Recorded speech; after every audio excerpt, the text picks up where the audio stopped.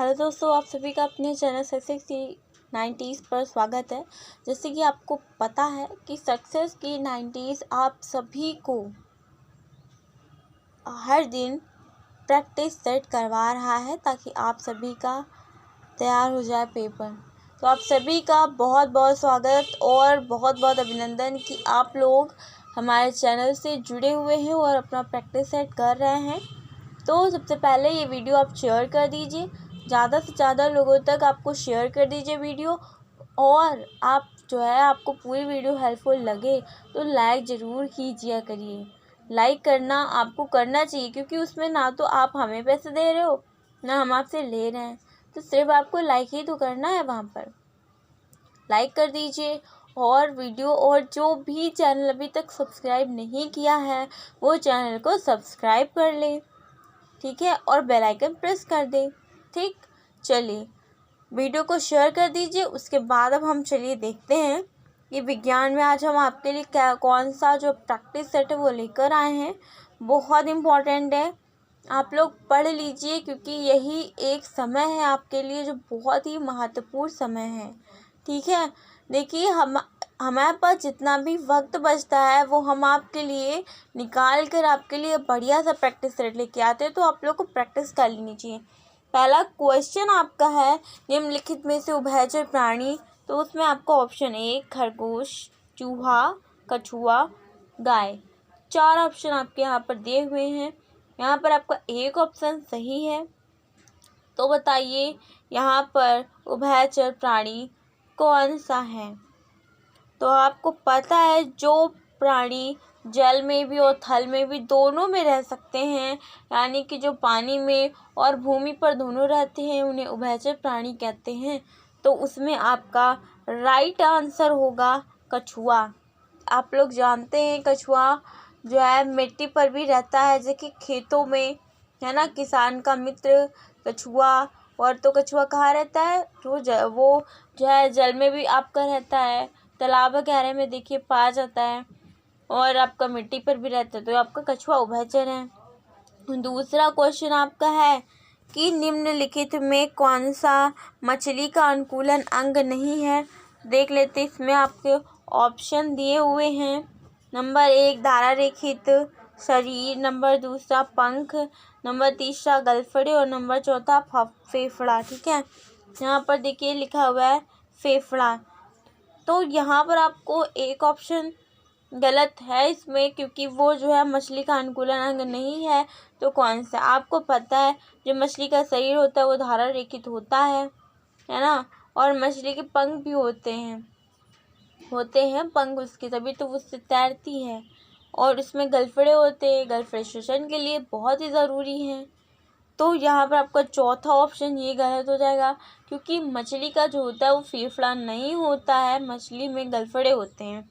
ठीक है, तो मछली में फेफड़ा नहीं होता है और ये गलत है, मनुष्य में फेफड़ा पाया जाता है। चलिए तीसरा क्वेश्चन देख लेते हैं जो हमारा आया था प्रीवियस ईयर के। ही सारे क्वेश्चन हैं, आप लोग बस थोड़ा जुड़े रहिए चैनल के साथ और अपना जो है यहाँ पर कीजिए। तीसरा क्वेश्चन आपका है कि निम्नलिखित में से यौगिक हैं, तो इसमें आपको बताना है कौन से यौगिक हैं। नंबर 1 जल, नंबर 2 सोना, नंबर 3 पीतल, नंबर 4 चांदी। आपको पता है, आपको बिल्कुल पता है एक चीज़ यहाँ पर कि कौन यौगिक है। जल तो यौगिक नहीं है, जल तो जल है। ठीक, सोना की बात कर ली, सोना तो बिल्कुल भी जैसे वो धातु है। आपको पता है कि सोना जो है वो धातु है और सोना में कुछ मिला नहीं होता, प्योर धातु है। और चांदी भी प्योर धातु है ना। परंतु हम बात करें क्योंकि ये यौगिक है, तो निम्नलिखित में से कौन जो है तुमको बताना था यौगिक है, तो हम जानते हैं नंबर 3 पीतल।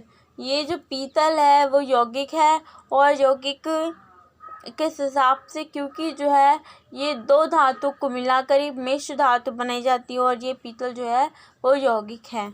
तो यहाँ पर ऑप्शन नंबर 3 आपका सही हो जाएगा। आपका चौथा क्वेश्चन बोल रहा है निम्नलिखित में से कौन सी विधि है घुलनशील ठोस पदार्थों को द्रव से पृथक करना है। ठीक है, निम्नलिखित में से कौन सी विधि घुलनशील ठोस पदार्थों को द्रव से पृथक करना है? तो इसमें आपको पता है अगर कोई जो है ठोस अशुद्धि है ना, घुलनशील है कुछ ठोस और उसमें से आपको द्रव में है, मान लीजिए आप कंकड़ डाल दीजिए और जल में कंकड़ डाल दीजिए, तो जल है वो द्रव है और कंकड़ जो है वो ठोस है। तो जो ठोस है वो द्रव में डूबा हुआ है, तो हम उसको निकालने के लिए क्या करें, हम उसको जो है चढ़ा दे, मान लीजिए गैस पे चढ़ा देते या फिर पानी, फिलहाल के लिए उसको हम आग से जलाकर उसको वाष्पित करके हटा दे पानी को, तो हमारे पास ठोस बचेगा। उसी प्रकार यहाँ पर आपका दूसरा ऑप्शन वाष्पीकरण सही हो जाएगा। अगला क्वेश्चन देख लेते हैं कि निम्न जो है किसी वस्तु के तल के क्षेत्रफल का मात्रक है। ठीक है, तो किसी वस्तु के जो तल का क्षेत्रफल का जो मात्रक होता है उसे वर्ग मीटर कहते हैं, उसे वर्ग मीटर कहते हैं। चलिए अगले क्वेश्चन आपके अति लघु उत्तरीय आए हैं और अति लघु उत्तरीय में आपको सटीक आंसर कैसे लिखना है यहाँ पर आपको पता चल जाएगा। चलिए देख लेते हैं। घर्षण बल किसे कहते हैं, लिखिए। घर्षण बल किसे कहते हैं, लिखिए। तो आपका इसका उत्तर जो होगा, घर्षण एक बल है जो तलों के बीच सापेक्षिक स्पर्शी गति का विरोध करता है। ठीक है, आपको समझ में आया होगा यहाँ से कुछ, दो तलों के बीच सापेक्षिक स्पर्शी गति का विरोध करता है, यानी कि जैसे कि आपको पता है कि जैसे जो कार होती है वो सड़क पर चलती है, तो उसमें देखिए कार के जो पहिए होते हैं, पहिए में कुछ गड्ढे टाइप से कुछ नुकीले कुछ उठा सा उसमें डिज़ाइन बनाया जाता है। वो डिज़ाइन क्यों बनाया जाता है, क्योंकि वहाँ पर घर्षण लगता है, और जैसे कि बहुत तेज़ी से घर्षण लगता है क्योंकि आप उस पर चला रहे हो, तो वो किसी माध्यम से आगे बढ़ रही है टायर। ठीक है, मान लीजिए ये टायर है और ये सड़क है, तो ये आगे ऐसे बढ़ रही है, पर ये आगे जब ऐसे बढ़ रही है तो इस पे स्पर्शी लग रहा है ना, पर कुछ चीज़ है पीछे से जो ऐसे रोकती है कि ये खूब तेज़ी से आगे ना बढ़ जाए, तो इसका विरोध करने के लिए इधर जो है यहाँ पर घर्षण बल लगता है। ठीक है, तो इसी को कहते हैं घर्षण बल। ये तो आपने समझ लिया और एक उदाहरण आपने अच्छे से समझ लिया कार और सड़क का। अगला क्वेश्चन देख लेते हैं। पेड़ पौधों में अलैंगिक प्रजनन विधियों का नाम लिखिए। अलैंगिक प्रजनन किसको कहते हैं, जिसमें जनन अंगों का जो है काम नहीं होता है, जो जनन अंगों से उनका निषेचन नहीं होता है, और जो है आपका उसको अगर उसमें जो है जनन अंग काम करें तो वो लैंगिक प्रजनन हो गया, और जिसमें जनन अंग से कोई काम नहीं होता है वो अलैंगिक प्रजनन होता है। उसमें देखिए कैसे, मान लीजिए कि आपका क्या है, मान लीजिए गुलाब, अब तो गुलाब बहुत ही अच्छे से देखा होगा आप लोगों ने, गुलाब की क्या लेके आते हैं, उसमें आप कलम काट के लगा देते हैं, तो आपने पूरा पेड़ की जो एक डाल थी उसकी कलम काट के लगा दी है ना, तो वहाँ पर जो है वहाँ पर अब पेड़ लाए, कलम काटी, उसकी कलम है ना, उसको लगा दिया, ऐसे लगा दिया उसको, तो उसके बाद क्या होता है कि ये लग जाता है, पेड़ लग जाता है इसका, है ना, तो इसमें कोई सेक्स ऑर्गन का काम हुआ नहीं, कोई जनन अंग का काम हुआ नहीं, है ना, कुछ भी नहीं हुआ, तो ये एक विखंडन, ठीक है, विखंडन के द्वारा ही आपने इसको विखंडन कहेंगे, तो इस विखंडन के द्वारा ही इसका जो है अलैंगिक प्रजनन हो जाता है। ठीक है, तो एक विखंडन विधि हो गई है ना। दूसरा आपका यहाँ पर मुकुलन लिखा हुआ है। ठीक है, मुकुलन आपको सबसे ज़्यादा देखने को मिलेगा ईस्ट वगैरह में। मान लीजिए बड बनता है, मान लीजिए कोई पौधा का टहनी है, उस पर छोटा सा ऐसा उभार निकला, और ठीक है उभार निकला, तो ये उभार ही यहीं से एक नया पौधा पेड़ जो है कुछ ऐसा बनाने लगता है। ठीक, तो इसको मुकुलन कहते हैं, इसको बडिंग भी कहते हैं। चलिए अगला क्वेश्चन देख लीजिए। पत्तियों का मुख्य कार्य क्या लिखिए। ठीक है, तो पत्तियों का आप जानते हैं एक तो आपको कार्य तो खूब सारे पता होंगे। एक तो आपका हो जाएगा वाष्पोत्सर्जन करती हैं पत्तियाँ, और पत्तियाँ बहुत ज़्यादा काम में होती हैं ना, लेकिन आपको यहाँ पर मुख्य कार्य बताना है, इसीलिए यहाँ पर आंसर भी हमने लिखा है प्रकाश संश्लेषण द्वारा भोजन, क्योंकि पत्तियाँ हरे कलर की होती है और हरा क्यों होता है? क्लोरोफिल के कारण। ठीक है, क्लोरोफिल के कारण जो होती हैं वो पत्तियाँ जो हैं हरी होती हैं, और उन हरी पत्तियों में जो क्लोरोफिल होता है उसकी मदद से पत्तियाँ जो हैं वो भोजन बनाती हैं, प्रकाश संश्लेषण की क्रिया करती हैं, और स्टार्च मंड के रूप में उसको जो है पत्तियों में कलेक्ट कर लेती हैं, है ना। मंड के रूप में इसको स्टार्च के रूप में जो है भोजन को कलेक्ट कर लेती, इकट्ठा कर लेती, संग्रहित कर लेती। अगला क्वेश्चन, ऊर्ध्वपातन किसे कहते हैं? ऊर्ध्वपातन ये एक रासायनिक प्रक्रिया है जिसमें कोई पदार्थ अपनी ठोस अवस्था से सीधे गैस अवस्था में परिवर्तित हो जाता है। ठीक, रासायनिक प्रक्रिया है जिसमें कोई पदार्थ अपनी ठोस अवस्था से सीधे गैस अवस्था में परिवर्तित हो जाता है। जैसे कि मान लीजिए कपूर का डिब्बा आप खुला रख दीजिए तो कपूर जो है वातावरण में जो है वो उड़ जाता है ना, तो वो गैस के माध्यम से वो वातावरण में फैल जाता है।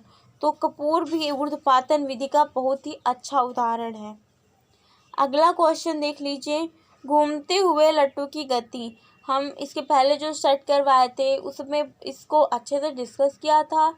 ठीक है, तो घूमते हुए लट्टू की गति, इसमें आपका होगा घूर्णन गति। घूर्णन कैसे? मान लीजिए पृथ्वी है, पृथ्वी अपनी यहाँ पर दूरी पर झुकी हुई ऐसे यहाँ पर क्या करती है, ऐसे गोल गोल गोल गोल ऐसे ऐसे घूमती है ना, गोल गोल गोल गोल घूमती है।